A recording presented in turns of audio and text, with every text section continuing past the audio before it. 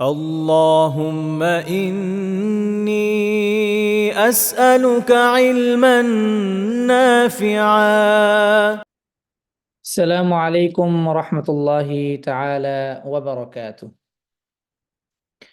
بسم الله والحمد لله والصلاة والسلام على رسول الله صلى الله عليه وسلم وعلى آله وأصحابه أجمعين. أعوذ بالله من الشيطان الرجيم. بسم الله الرحمن الرحيم.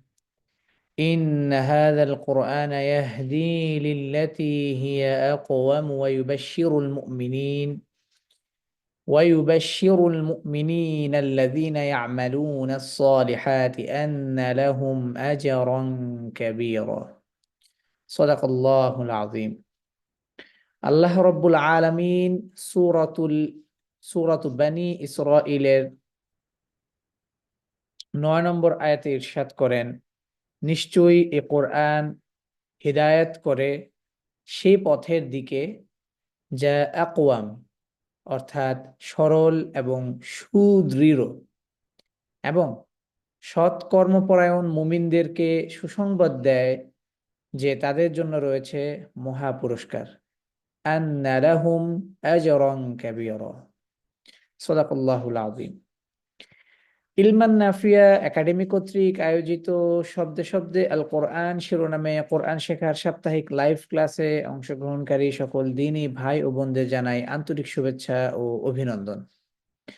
আমরা ধারাবাহিকভাবে একে একে আলোচনা করছিলাম এবং আমরা ধীরে ধীরে আমাদের এই কোর্সের একেবারে শেষ দ্বার প্রান্তে এসে পৌঁছেছি এবং আজকে আমরা আলোচনা করব তাশদীদ যুক্ত হয়ে ওয়াজিব গুন্না এবং পাশাপাশি নুন সাকিন এবং তানউইনের পরিচয় সম্পর্কে। ইনশাআল্লাহ আজকে আমরা খুব চমৎকার এবং সুন্দর কিছু বিষয় সম্পর্কে জানব এবং তাজউইদ নয় বরং কোরআন পাঠ করার বিশেষ একটি কাওয়ায়েদের মধ্যে একটি হচ্ছে এই নুন সাকিন এবং তানউইন, এবং সাথে রয়েছে মিম সাকিন। ইনশাআল্লাহ আমরা এই আলোচনাগুলো বিতাফসীলান এবং খুব সহজ পদ্ধতিতে জানবো ইনশাআল্লাহ। আরবি বর্ণমালা সমূহকে উচ্চারণ করার জন্য দুই ধরনের চিহ্নর ব্যবহার রয়েছে, একটি হচ্ছে স্বরচিহ্ন আর একটি হচ্ছে ব্যঞ্জন চিহ্ন। স্বরচিহ্নগুলো কি কি? ফাতহা, কাসরা, দম্মা। যদি একে আমরা বাংলা যেই পরিভাষা আছে সেই পরিভাষায় যদি বলি তাহলে সেটি হবে জবর, জের, পেশ, এগুলোকে বলা হয় স্বরচিহ্ন। এবং ব্যঞ্জন চিহ্নের অন্তর্ভুক্ত সাকিন বা জজম, তাশদীদ বা শাদ্দা এবং তানউইন, এই সকল চিহ্নকে বলা হয় ব্যঞ্জন চিহ্ন। এই ব্যঞ্জন চিহ্নকে ব্যঞ্জন চিহ্ন এবং স্বরচিহ্নর সমন্বয়ে আমরা এক একটি হারফের উচ্চারণের দিক থেকে এক এক ধরনের কিংবা এক এক ধরনের পরিবেশের সৃষ্টি হয়। এবং আমরা একটি অনুশীলনও করেছি, শব্দে শব্দে কোরআন থেকে অনুশীলন। আমরা জেনেছি যে কিছু হারফ সুকুন হলে কিভাবে উচ্চারিত হবে, যেমন কলকলা, যেমন হরুফুল মুস্তাআলিয়া বা হেভি লেটার, তারা সবসময় মোটা হবে ফাতহা, কাসরা, দম্মা অবস্থায়, এবং সুকুন, তাশদীদ, তানউইন সর্ব অবস্থায় তারা মোটা হবে। কিন্তু তাশদীদ দিয়ে যে অনুশীলনটা ছিল সেটি আমরা করিনি। তার কারণ তাশদীদের সাথে কিছু হারফ যুক্ত হলে একটি ভিন্ন পরিচয়ের সৃষ্টি হয়।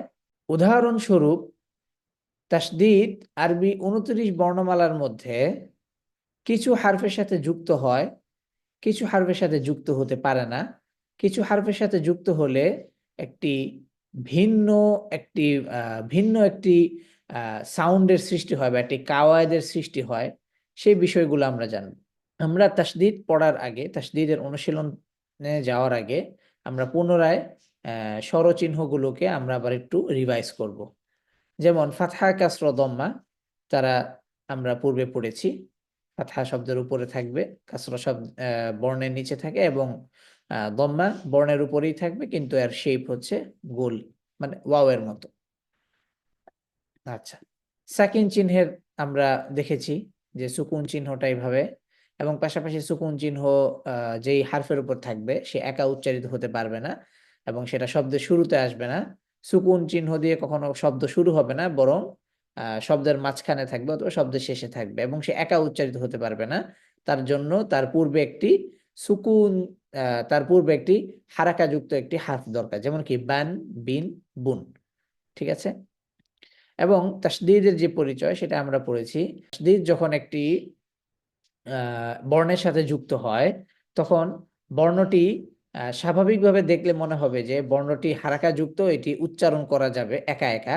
কিন্তু আসলে বর্ণটি উচ্চারণ করতে হলে, তাসদীদ যুক্ত বর্ণটি উচ্চারণ করতে হলে তার আগে একটি হারাকা যুক্ত হারফকে যুক্ত করতে হবে। কেন করতে হবে? যদি আমরা তাসদীদের স্ট্রাকচারে যদি দেখি, তাহলে দেখতে পাচ্ছি, আমরা প্রথমে দেখি বার র, এই শব্দটাকে যদি আমরা দেখি, যেটা আমি মার্ক করেছি, বার র। এই বার্র শব্দটির অন্তরায় আমরা দেখতে পাচ্ছি বা ফাতহা, র সুকুন, তারপর র ফাতহা, বার র। আমরা এবং উচ্চারণে কিন্তু এভাবে করছি বার র। ঠিক আছে, কিন্তু আমরা লেখায় দেখতে পাচ্ছি যে র ফাতহা, তার নিচে একটি মানে সাদ্দা। সাদ্দা এই জন্যই ব্যবহার করা হয়, যুক্ত বর্ণ লেখার ক্ষেত্রে সাদ্দা ব্যবহার করা হয়, যেটা আমরা বাংলা ভাষাতেও এর ব্যবহার রয়েছে যুক্ত বর্ণ হিসেবে।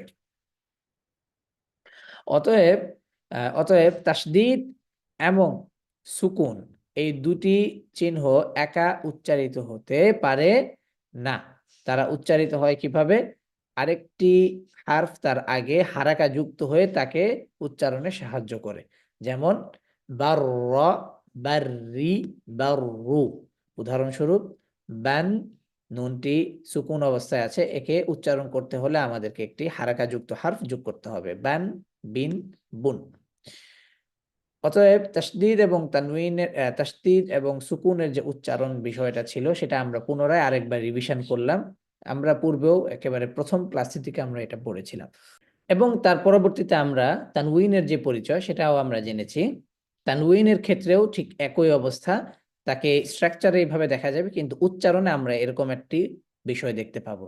সেটি আমরা আরো তানউইনের যে পরিচয়ের একটি আলাদা অধ্যায় আছে, যেটা নুন সাকিনের সাথে, আমরা সেখানে আরো বিস্তারিত পড়ব।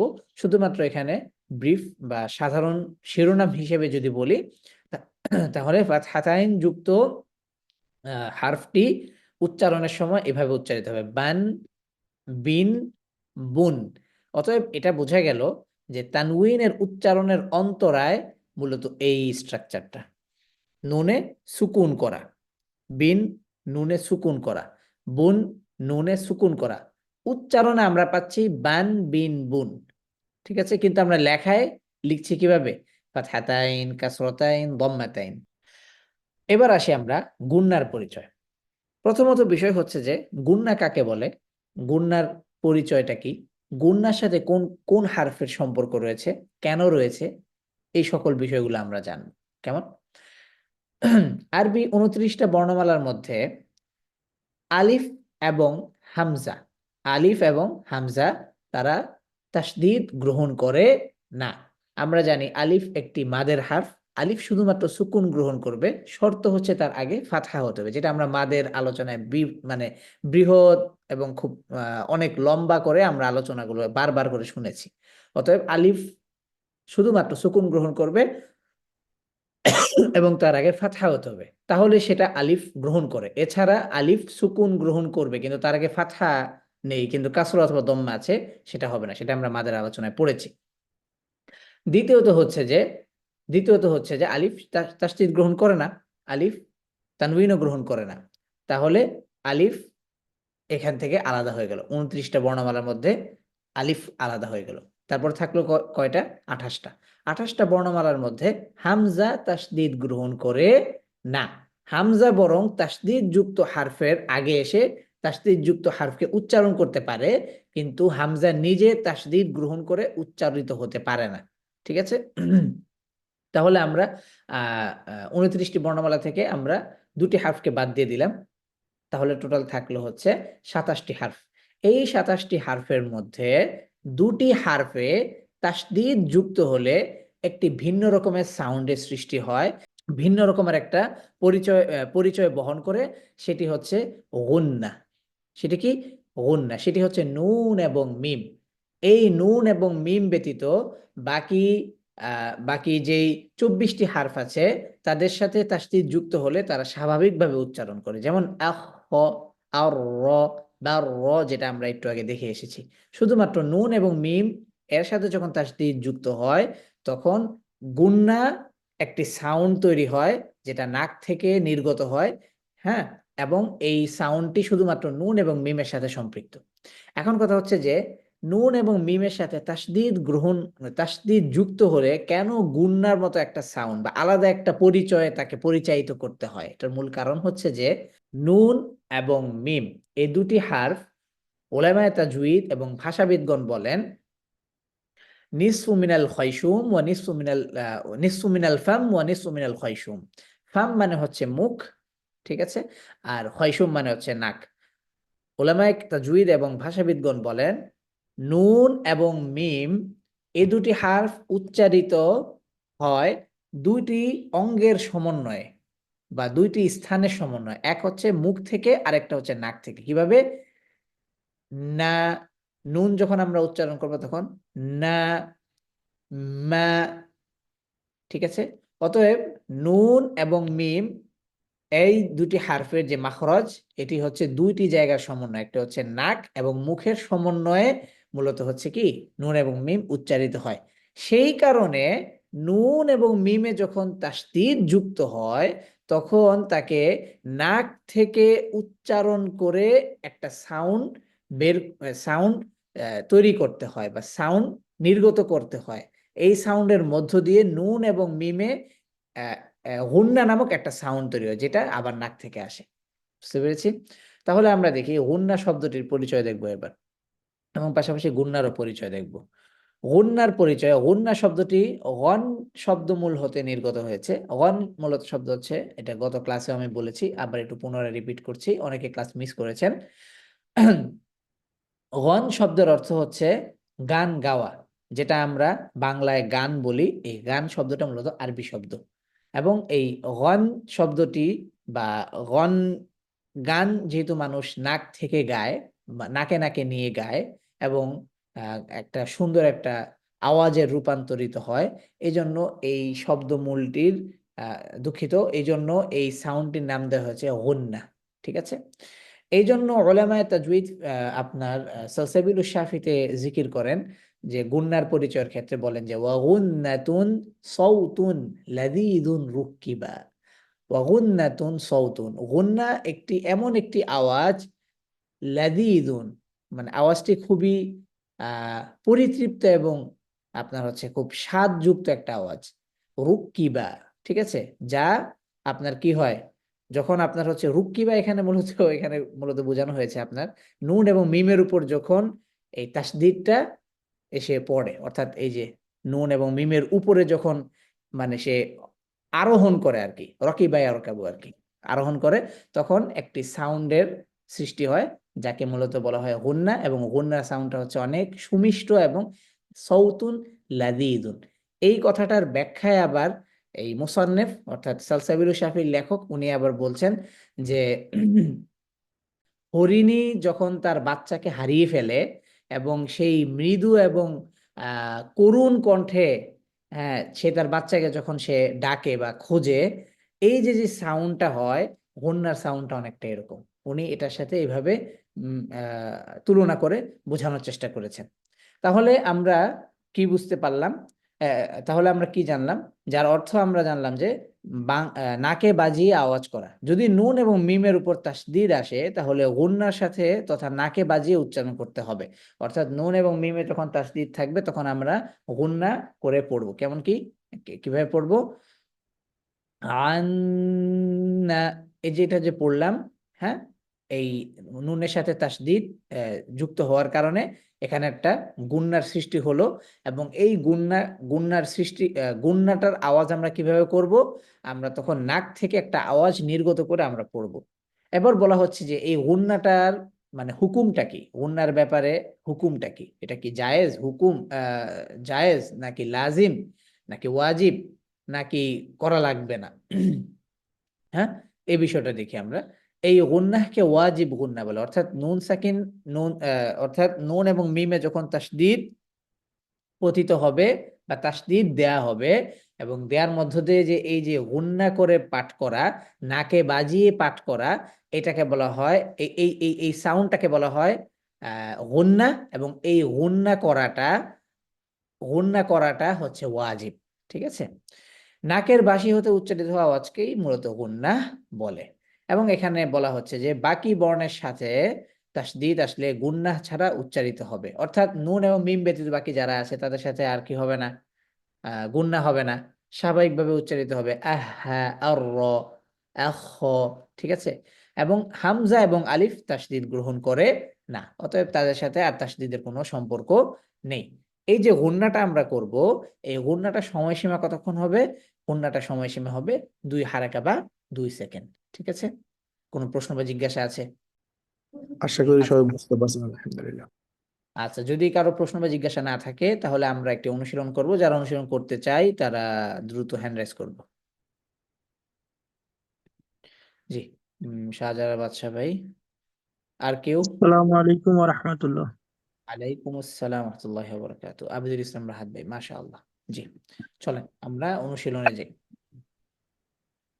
তাহলে প্রথমে আমরা তাসদিদ দিয়ে যারা গুন্না হয়, ওয়াজিব গুন্না হয়, তাদেরকে আমরা এখানে অনুশীলনের প্রথমে নিয়ে আসবো। ঠিক আছে, এবং পাশাপাশি কিন্তু এখানে দেখেন আমি হামজাকে নিয়ে এসেছি। হামজা তাসদিদ গ্রহণ করে না, কিন্তু তাসদিদ যুক্ত হারফের আগে এসে কি হামজা পাঠ করা, হামজাকে পাঠ করা হয়। তাহলে এই যে আমরা এখানে দেখি, ঠিক আছে, এবং আলিফ তাসদিদ গ্রহণ করে না, এই জন্য আলিফকে আর এখানে বাকি 29টি বর্ণমালার সাথে বাকি 28টি বর্ণমালার শুরুতে আগে পেছনে কোনোভাবেই আলিফ আসার কোনো সম্ভাবনা নেই।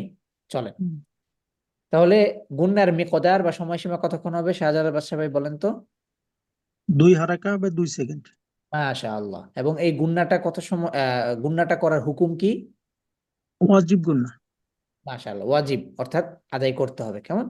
চলেন, আন্না, আন্না, মাশাআল্লাহ, আম্মা।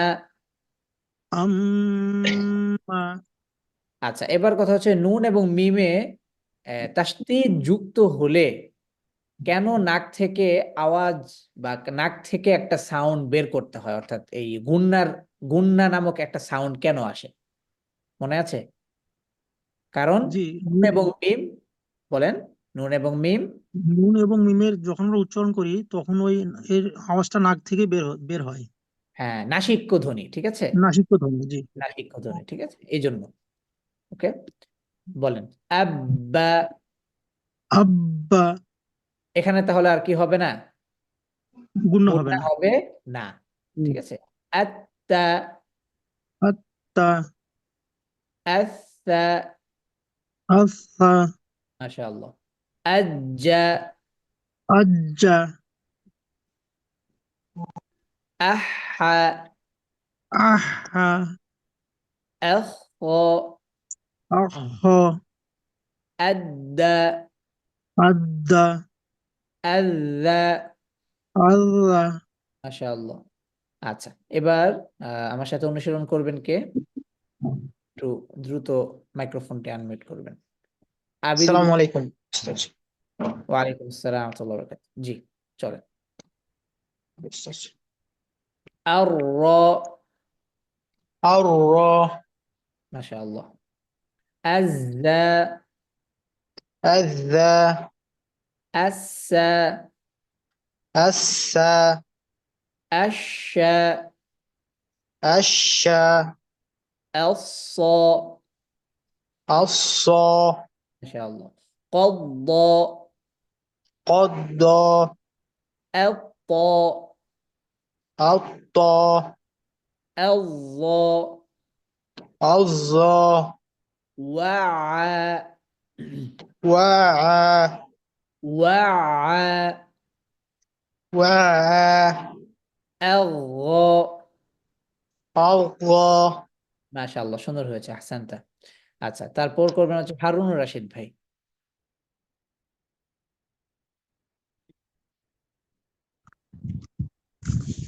আসসালামু আলাইকুম শেখ। ওয়ালাইকুম আসসালাম ওয়া রাহমাতুল্লাহ। জি, আমার সাথে অনুসরণ করি। আফা আফা আক্কা আক্কা আক্কা আক্কা আল্লা আল্লা আওয়া আওয়া আওয়া। আওয়া হ্যাঁ, আহা আহা রাইয়া। রাইয়া। মাশাআল্লাহ, সুন্দর হয়েছে, আহসানতুম। আচ্ছা, এবার আমরা আরেক নতুন আলোচনায় যাই। আরেকটি বিষয়, সেটি হচ্ছে যে তানউইনের পরিচয়। তানউইনের পরিচয়, ঠিক আছে। তানউইনের পরিচয় এবং পঠন পদ্ধতির মধ্যে আমরা একটা পদ্ধতি, বরং তিনটা পদ্ধতি আমরা পড়েছি। আমরা আবার একটু আলোচনায় আসি, কেমন? ফাতহাতাইন, কাসরাতাইন এবং দম্মাতাইনকে মূলত তানউইন বলে। উদাহরণস্বরূপ বান, বিন, বুন। ফাতহাতাইনকে বলা হয় দুই জবর পাঠের, এবং এটার পাঠের পদ্ধতি কি? দুইটা পদ্ধতি রয়েছে। এক, ওয়াকফ করলে; দুই, মিলিয়ে পড়লে। আচ্ছা, যদি আমরা ওয়াকফ করি, ফাতহাতাইনের উপর যদি আমরা ওয়াকফ করি, তাহলে 2 হারাকা সমান 2 সেকেন্ড মাদ করে থামবে। বলেন তো এই মাদটার কি নাম? কে বলতে পারবে? মাদ্দে আইওয়াদ। মিলিয়ে পড়লে তানউইনটি কখনো উচ্চারিত হবে, কখনো গুন্নাহর মাধ্যমে মিলিয়ে পড়তে হবে। এখন এই যে তানউইনটাকে যে মিলিয়ে পড়লে কিভাবে পড়বো, এই বিষয়টা নিয়ে মূলত হচ্ছে নুন সাকিনের অধ্যায়ে আলোচনা করে। তানউইন যুক্ত হারফটি মিলিয়ে পড়া অবস্থায় কখন গুন্না হবে, কখন ইদগাম হবে, কখন ইখফা হবে, কখন ইকলাব হবে, এই বিষয়গুলো নিয়ে মূলত কথা বলবে। বুঝতে পারছেন? বাকি ফাতহাতাইন যুক্ত হারফে সুকুন করলে তখন আর কোনো গুন্নার, এদের কোনো আশ্রয়ের কোনো সম্ভাবনা নাই, তখন হয়ে যাবে মাদ, এবং সেই মাদটা হচ্ছে মাদ্দে আইওয়াদ। বুঝতে পেরেছি? কাসরতাইন এবং দম্মাতাইনের আলোচনা পড়েছিলাম যে ওয়াকফ করলে, দুই, মিলিয়ে পড়লে। এক, ওয়াকফ করলে সাকিন করে থামবে অথবা তানউইন যুক্ত হারফটি উচ্চারণ করবে, যেমন আমরা পড়েছিলাম সালামুন, সালাম। আচ্ছা, মিলিয়ে পড়লে তানউইনটি কখনো উচ্চারিত হবে, কখনো গুণনার মধ্যে মিলিয়ে পড়তে, ওই একই কথা। এই ফাতহাতাইনের ক্ষেত্রেও একই কথা, কাসরাতাইন এবং দম্মাতাইনের ক্ষেত্রেও একই কথা। কখনো তানউইনটি উচ্চারিত হচ্ছে সালামুন হিয়া, উচ্চারিত হলো। আর যদি অথবা গুণনার সাথে হতে পারে আলিমুম বিযাতিস সুদূর ইত্যাদি। তো এই হচ্ছে তানউইনের পাঠের সাথে নুন সাকিনের কি সম্পর্ক। এবার আমরা দেখি কাসরাতাইন, ফাতহাতাইন, দম্মাতাইন। ফাতহাতাইন কিভাবে লেখায়, শব্দটি কিভাবে থাকবে, এবং ওয়াকফ করলে কিভাবে পড়বো আমরা। এই যে লেখায় শব্দটি থাকবে যেভাবে, তান ইয়ানি ফুরাতা, ঠিক আছে, এভাবে থাকবে। ফাতহাতাইন আলিফ যুক্ত ফাতহাতাইন। আর যখন আমরা ওয়াকফ করব, তখন এই যে এই আলিফ যুক্ত, এই আলিফটি সুকুন হবে, এবং এই যে এক এক ফাতহা, অর্থাৎ তা, ফুরাতা, ঠিক আছে, মাদ্দে আইওয়াদ আর কি, ফুরাতা। এবং হচ্ছে এই যে জিন, দম্মাতাইন, কাসরাতাইন এভাবে লিখতে হয়, অর্থাৎ আলিফ এবং ইয়া কোনো কিছু এভাবে যুক্ত হবে না, শুধুমাত্র এই কাসরাতাইন এই যে হারফের নিচে থাকবে আর কি, এবং আমরা জানি যে তানউইন শব্দের শেষেই থাকবে, যেমন কি বুরুজিন। আর যদি ওয়াকফ করি তাহলে কি হবে? বুরুজ। লেখায় শব্দটা এভাবে থাকবে, কোরআনে এভাবে থাকবে, আর ওয়াকফ করলে তখন হচ্ছে বুরুজ। ঠিক সেম, দুন আহাদুন লেখায় এভাবে থাকবে, সুকুন করি তাহলে এভাবে যে আহাদ। তানউইন দিয়ে আমরা অনুশীলন করব। আচ্ছা, যারা অনুশীলন করতে চাই হ্যান্ড রেজ করি। আচ্ছা, আবিদুল ইসলাম রাহাত। জি উস্তাদ। আন, হানিআন, হানিআ। হানিআন হানিআ আন, আন, আতাআ। আন আতাআন আতাআ এখানে মাদ হবে, মাদ্দে আইওয়াদ হয় যেমন হামজা জি ফাতহাতাইন যদি আলিফ যুক্ত না থাকে তাহলে তাহলে আমাদেরকে মাদ্দে আইওয়াদ করতে হবে যদি আমরা থামি আর কি। বান জি আজাবান বান আজাবান আজাবা আজাবা তান ফুরাতান তান ফুরাতান ফুরাতা ফুরাতা সান থুলুসান সান সুলুসান থুলুসা সুলুসা জান সিরাজান জান সিরাজান সিরাজা সিরাজা হান صالحا হান صالحا صالحا صالحا خن شيوخا خن شيوخا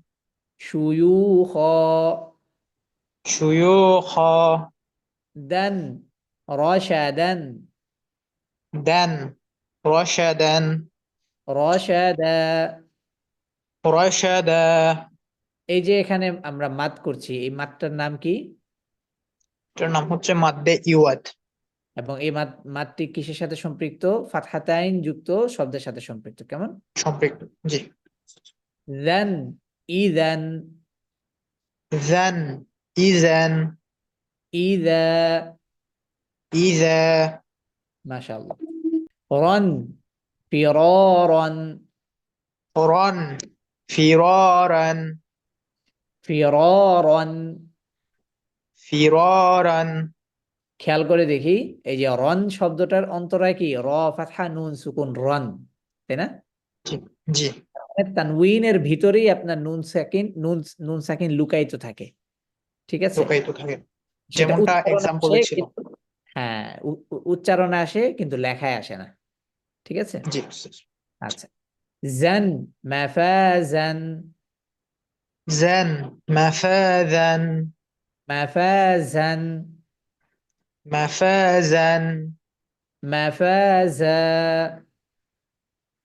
মাফাজা সান লিবাসান সান লিবাসান লিবাসা লিবাসা শান মাআশান শান মাআশান মাআশা মাআশা صن خالصا সান খালিসান দেখেন সন সন বলেন সন আইওয়া সন খালিসান সন খালিসান আইওয়া খালিসা খালিসা ظن حرضا حرضا দন হারাদান حرضا হারাদা طن شططا তন শাতাতান আচ্ছা এটা এমন হবে না যে তন এমন হবে না তন তন বলেন তন আইওয়া খেয়াল করে দেখেন যদি আমরা নুনকে উচ্চারণ করি না নি নু শুধুমাত্র দম্মার ক্ষেত্রে আপনার কি হচ্ছে দুই ঠোঁটটা গোল হচ্ছে কিন্তু আপনি স্বাভাবিক ক্ষেত্রে দেখেন না একটু ফ্ল্যাট নি এটা একটু বেশি ফ্ল্যাট ঠিক আছে তাহলে কি হবে নুনকে যদি আমরা সুকুন করি তাহলে কি হবে শাতাতান আহ শাতাতান শাতাতান বলেন শাতাতান তন তন তন আইওয়া ওয়ান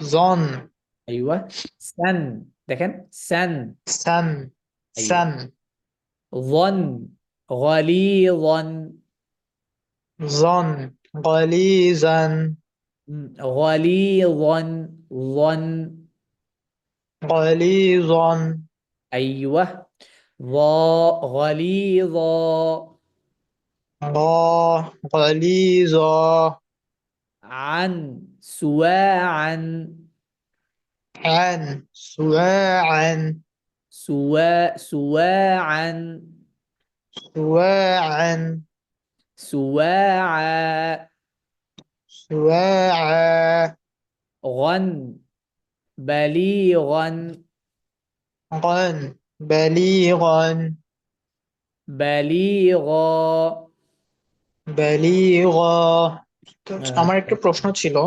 জি আমরা বলেন। যখন মাদ্দে ইওয়াত করব তখন কি এটা 2 হারাকা পরিমাণ টাইম নিয়েই তো ইয়া করবো, তাই না? জি 2 সেকেন্ড। জি 2 হারাকা মানে 2 সেকেন্ড। জি মাদ্দে আসলির মতোই, মিকদারটা মাদ্দে আসলির মতোই হবে। জি, ঠিক আছে, শুক্রিয়া। আমরা এখন আলোচনা শুরু করব নুন সাকিনের অধ্যায়। ঠিক আছে, এতক্ষণ পর্যন্ত আমরা যা পড়েছি তা ছিল আমাদের তাসদীদ এবং তানউইনের আলোচনা, এবং আমরা আলহামদুলিল্লাহ তাসদীদের সাথে কোন কোন হারফ যুক্ত হলে কি কি বিষয় নতুন নতুন করে তৈরি হয় সেই বিষয়গুলো জানলাম, কোন কোন হারফের সাথে তাসদীদ যুক্ত হয় না এবং কোন কোন হারফ তাসদীদ যুক্ত হারফের আগে এসে উচ্চারণ করতে পারে সেই বিষয়গুলো আমরা পড়লাম এবং জানলাম।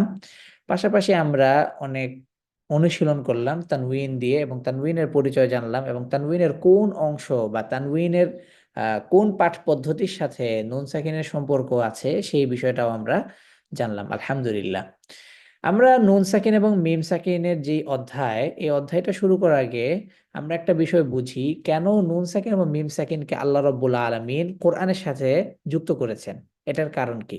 এটার মূল কারণ হচ্ছে যে গায়ব, অর্থাৎ আল্লাহ তাআলা জানেন এবং পরবর্তী পৃথিবী কিভাবে কোন কোন বিষয় নিয়ে আলোচনা করবে, কোন কোন বিষয়ের সাথে কোরআনের সাথে ডিবেট করার চেষ্টা করবে, এবং কোরআনের কোন কোন জিনিসগুলো নিয়ে মানুষের মধ্যে আহ উদ্বেগের সৃষ্টি হতে পারে বা সন্দেহের সৃষ্টি হতে পারে, কোরআনে কোন বিষয়গুলো কিভাবে কোরআনের মধ্যে কিছু কাওয়ায়েদ বা পদ্ধতি দিয়ে দিলে এই কোরআনটা অরক্ষিত অবস্থায় থাকবে কিয়ামতের আগ পর্যন্ত। আল্লাহ রাব্বুল আলামিন সেই বিষয়গুলো জানতেন এবং সেভাবেই কোরআনকে অবতীর্ণ করেছেন। তো এই কথাটার জের ধরার উদ্দেশ্য এটাই যে আল্লাহ রাব্বুল আলামিন কোরআনের তেলাওয়াতের সাথে নুন সাকিন এবং মিম সাকিন, মাদ বা মুদুদ, এই বিষয়গুলোকে যুক্ত করার প্রধান উদ্দেশ্য এটাই ছিল যে কোরআনের তেলাওয়াতের এবং শব্দগত যে তাহরিফ আছে বা বিকৃত করে দেওয়ার যে বিষয়টা আছে সেটা থেকে রক্ষা করেছে মূলত এই নুন সাকিন এবং মিম সাকিন এবং মাদ।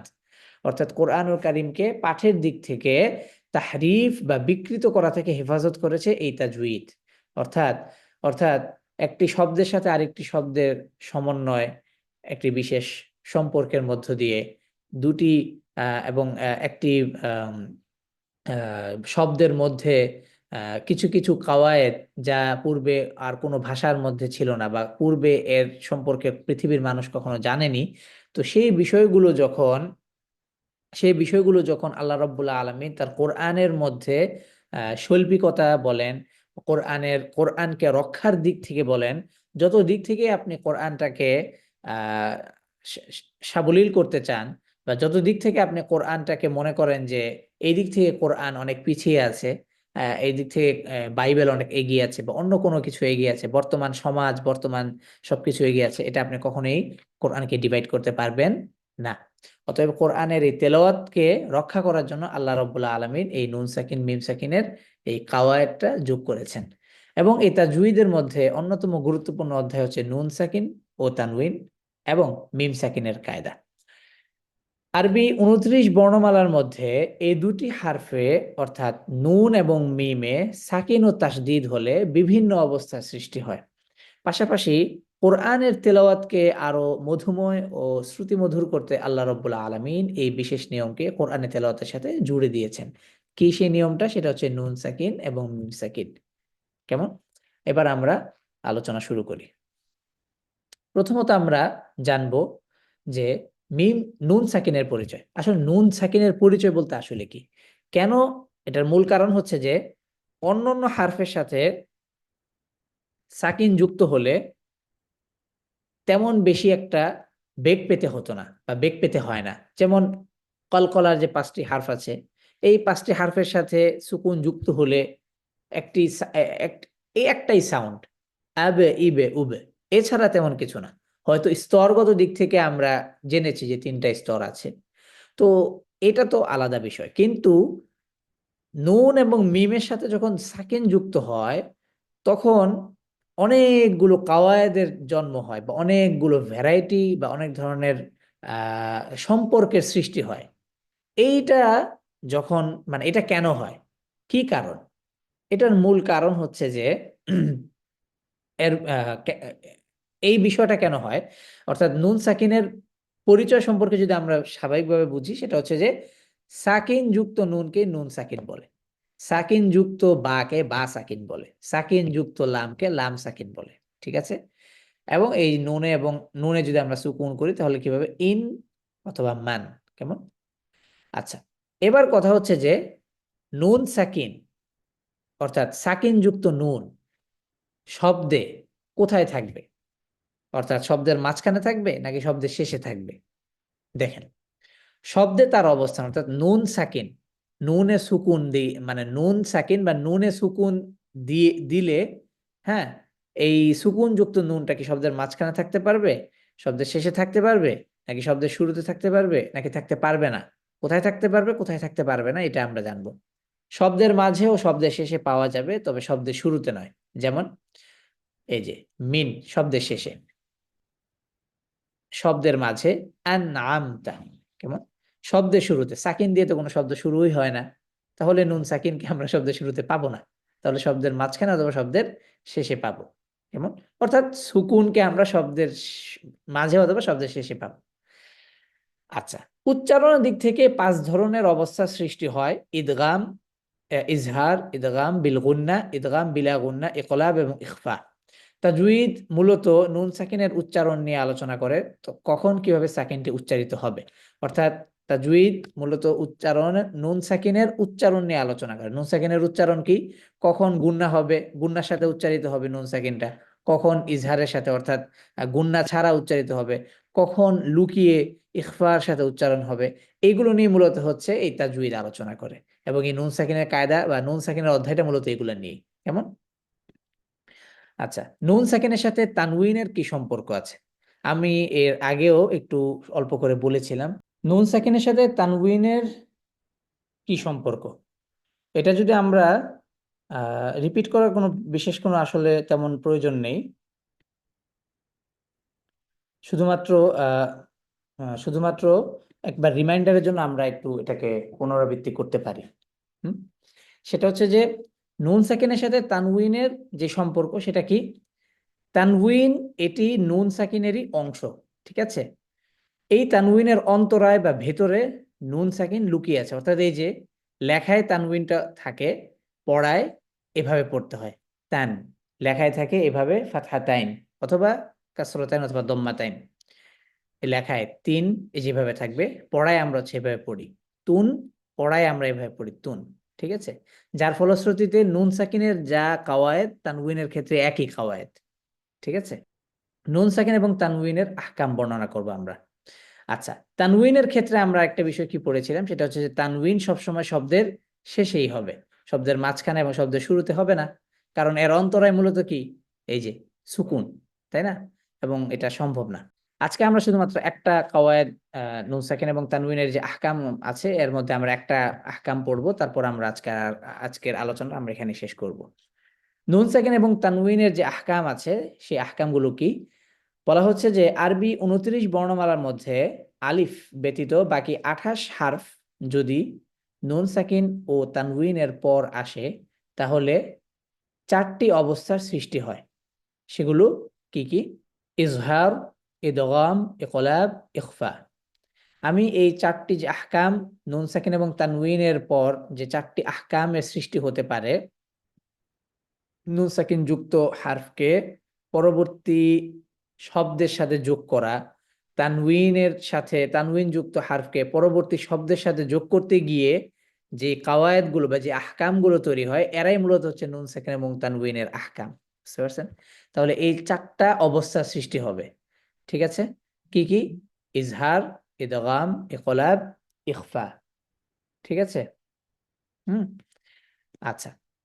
আলিফের সাথে নুন সাকিন ও তানউইনের কোনো সম্পর্ক নেই, যেটা আমরা মাদের আলোচনায় পড়েছি। আলিফের সাথে শুধুমাত্র সুকুনের সম্পর্ক, কিন্তু সেটা তার আগে ফাতহা হতে হবে। এছাড়া না হয় আলিফের সাথে আর কারো কোনো সম্পর্ক নেই, কোনো হারাকারও কোনো সম্পর্ক নেই। এছাড়া অন্যভাবে কোনো সম্পর্ক হওয়ার কোনো সুযোগ নেই। ঠিক আছে, আচ্ছা। তাহলে আমরা এখানে তিনটি কাওয়াইদের জন্য বা চারটি আহকামের জন্য আমি এখানে চারটি রং ব্যবহার করেছি। ইজহারের জন্য ব্যবহার করেছি লাল, ইদগামের জন্য সবুজ, ইকলাবের জন্য আহ খয়েরি, দুঃখিত, ইকলাবের জন্য মেটে কালার এবং ইখফার জন্য খয়েরি কালারের একটি রং ব্যবহার করেছি।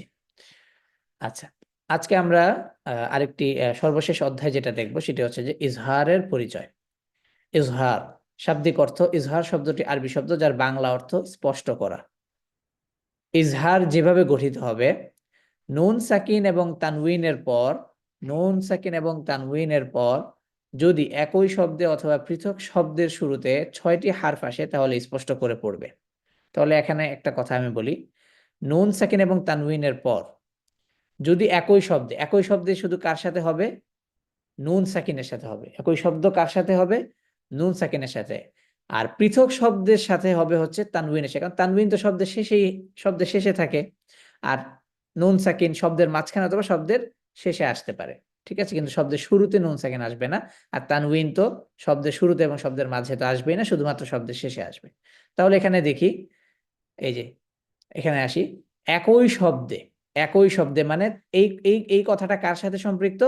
নুন নুন সাকিনের সাথে সম্পৃক্ত। এই যে নুন সাকিনের পর আইন, তাহলে ইজারের হারফ কে কে? হামজা, হা, আইন, হা, গইন, খ। এই যে 6টা হারফ, এই 6টা হারফ, এই 6টা হারফ যদি নুন সাকিনের পর আসে তাহলে কোনো প্রকারের কোনো প্রকারের আহ কোনো প্রকারের সাউন্ডের আশ্রয় না নিয়ে সরাসরি নুন সুকুনটি উচ্চারিত হবে। আন, আন, আম, আন, আ, আন, আ, কারণ নুন সাকিনের পর আইন। ঠিক আছে, এবং নুন সাকিন শব্দের মাঝখানে অথবা শব্দের শেষে থাকবে। আমরা আরো উদাহরণ দেখব। এবং এই যে কথা, পৃথক শব্দের শুরুতে 6টি হারফ আসে, মানে পৃথক শব্দ হচ্ছে কেন? কারণ ওই যে তানউইন সবসময় শব্দের শেষে, তাহলে তানউইন যুক্ত শব্দকে যদি আমরা পরবর্তী আরেকটি শব্দ সাথে যুক্ত করে উচ্চারণ করতে চাই, তখন এই যে যদি 6টা হারফের যে কোনো একটা হারফ আসে, তাহলে তখন হচ্ছে এই তানউইনটি স্পষ্ট আওয়াজে উচ্চারিত হবে, অর্থাৎ বান আলিমা, আযাবান আলিমা, আযাবান আলিমা। ঠিক আছে, আচ্ছা, এবার আমরা কিছু অনুশীলন দেখব বা কিছু উদাহরণ দেখব। খেয়াল করি,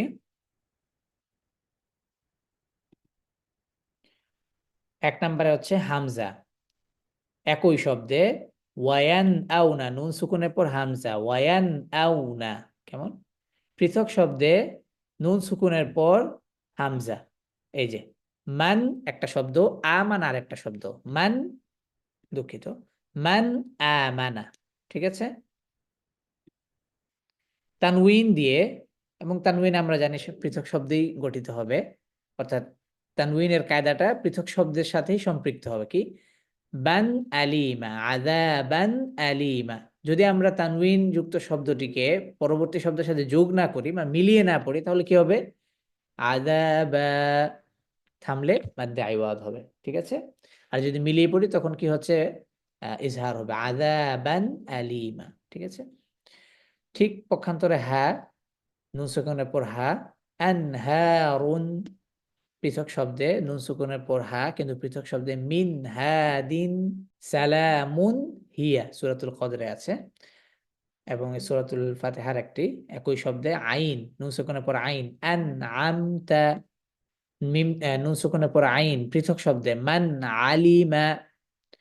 ঠিক আছে, তারপর তানউইন, ওয়ালায়ালিন আশরি, হা, একই শব্দে নুন সুকুনের পর হা, ইয়ানহি, মূলত হচ্ছে ইয়ানহিতুনা শব্দটা, ইয়ানহিতুনা, ইয়ানহি। তারপর হচ্ছে মিন হাকিমিন, নারন হামিয়াহ, অথবা এই যে গোলতা, হামিয়াতান অথবা হামিয়া, ঠিক আছে।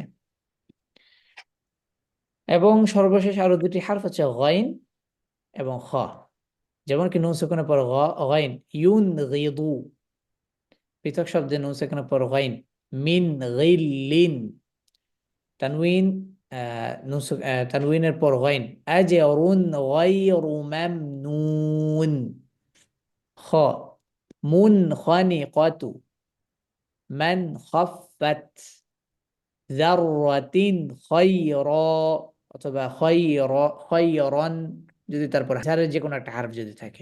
এবার আমরা এখন পর্যন্ত যে সকল অনুশীলনগুলো আমরা দেখেছি সেটা আমরা আবার একটু কোরআন থেকে খুঁজে বের করবো। হ্যাঁ, সূরাতুল ফিলে আমরা দেখতে পাচ্ছি তয়রন আবাবিল, এই যে ফাতহাতাইন, তারপর হচ্ছে তয়রন, যদি আমরা থামি তয়র মানে আইওয়াজ মিলিয়ে পড়লে তয়রন আবাবিল, তাহলে কি হচ্ছে এই যে রন আবাবিল, কেন তানউইনটি কি হচ্ছে উচ্চারিত হচ্ছে স্পষ্ট আওয়াজে, এবং এই যে হামজা কেমন।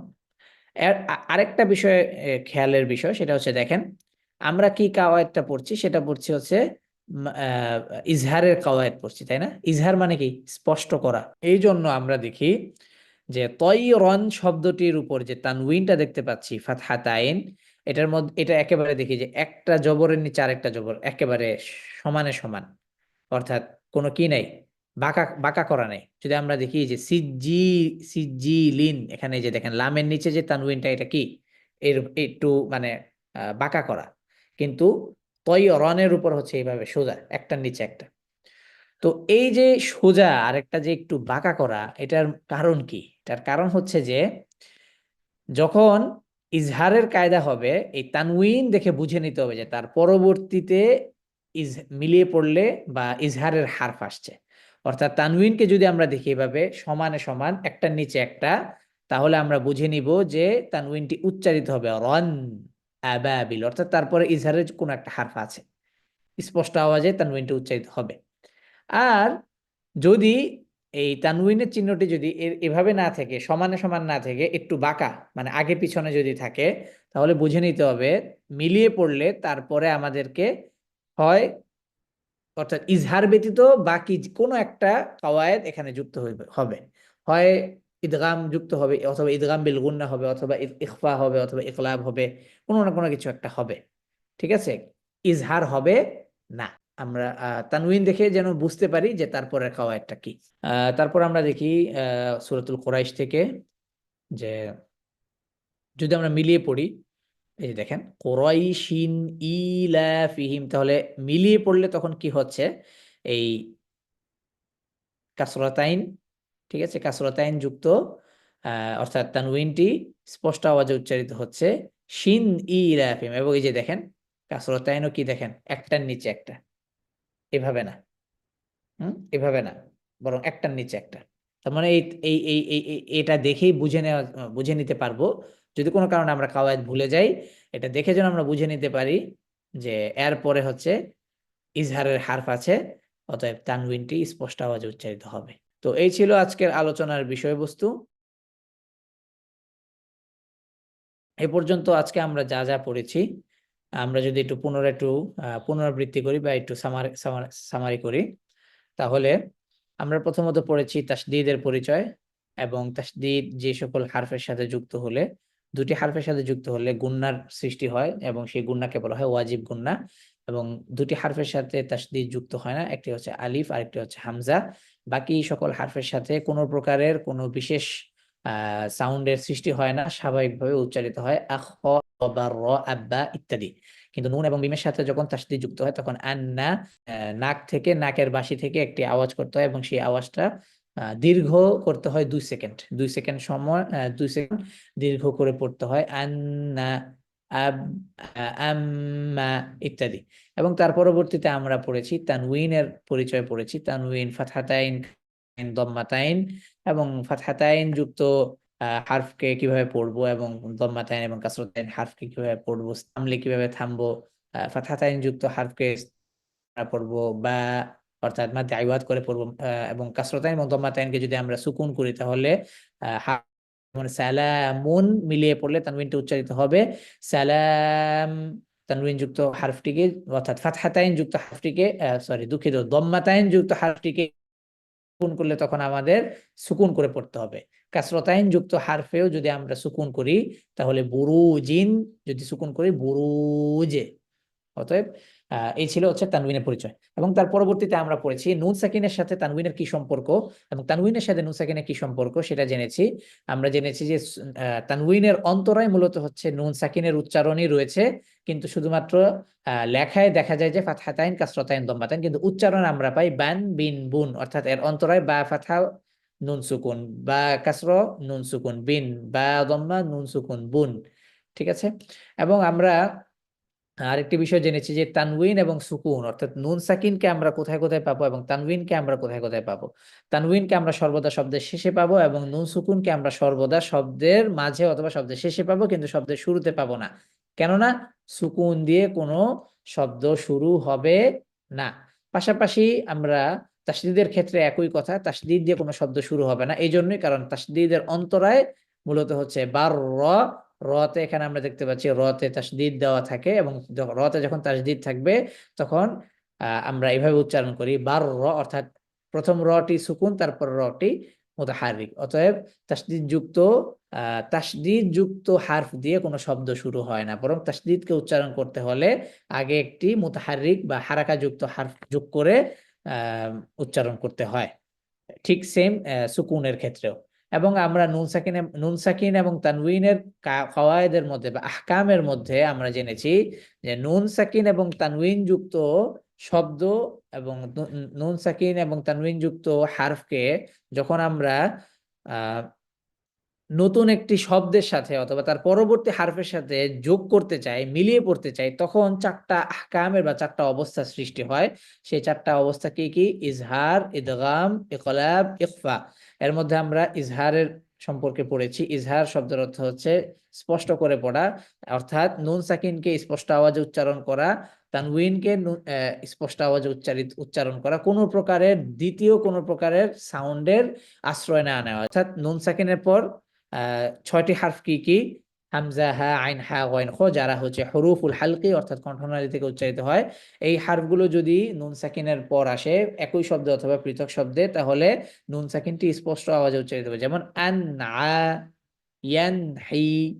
নুন সাকিনের পর পৃথক শব্দে ইজহারের হারফ দিয়ে শুরু হয়েছে একটি শব্দ, তাহলে কি হবে? মিন, হা, দিন। এই ছিল আজকের আলোচনার বিষয়বস্তু। আল্লাহুম্মা সাল্লি ওয়া সাল্লিম ওয়া বারিক আলা সাইয়্যিদিনা মুহাম্মদ ওয়া আলা আলিহি ওয়া আসহাবিহি আজমাইন। আল্লাহ রাব্বুল আলামিন আমাদের সকলকে কোরআনের আলোয় আলোকিত করুন, কোরআনকে সুদৃঢ় এবং সুন্দরভাবে শেখার তৌফিক দান করুক এবং বেশি বেশি কোরআনকে শিখে এবং কোরআনের অর্থ বুঝে নিজেদের জীবনে সেটা আমল করার তৌফিক দান করুক। আমিন। হাযা মা ইনদি। ওয়াসসালামু আলাইকুম ওয়া রাহমাতুল্লাহি তাআলা ওয়া বারাকাতুহু।